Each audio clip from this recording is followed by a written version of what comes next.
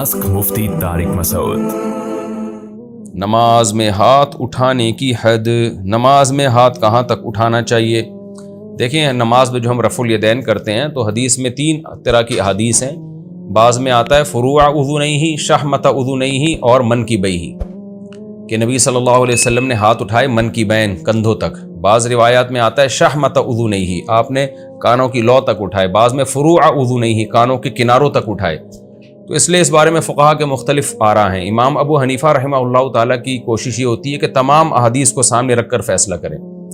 امام حنیفہ نے تینوں حدیثوں کو سامنے رکھا تو پھر یہ تعبیر کی ہے کہ کانوں کے جو آپ کے انگوٹھے ہیں نا، یہ کانوں کی لو تک ہوں گے، اور آپ کی انگلیاں کانوں کے اوپر کنارے تک ہوں گی، اور آپ کی ہتھیلی کندھوں تک۔ تو اس طرح جب ہاتھ اٹھائے جائیں تو تینوں حدیثوں پر عمل ہو جاتا ہے۔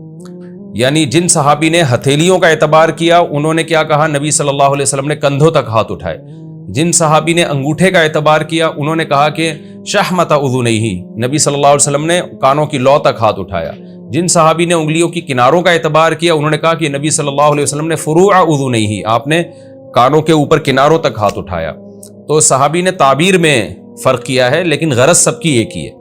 تو اس لیے راجح قول ہمارے نزدیک یہی ہے کہ آپ ایسے ہاتھ اٹھائیں کہ آپ کے یہ انگوٹھے یہ کانوں کی لو تک آ جائیں، ہتھیلیاں کندھوں تک آ جائیں گی، اور یہ انگلیاں کانوں کے اوپر والے حصے تک چلی جائیں گی۔ تو تینوں حدیثوں پر اس طرح سے عمل ہو جاتا ہے۔ اسی وجہ سے یہ ہمارے نزدیک یہ طریقہ سب سے افضل ہے۔